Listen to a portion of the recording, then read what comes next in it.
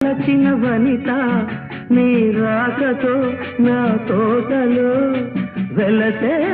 వనదేవత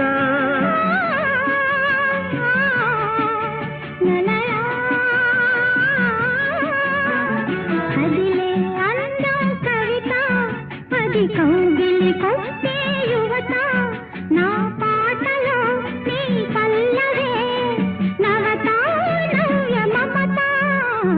వీణ వేణువైన సరిగమ విన్నావా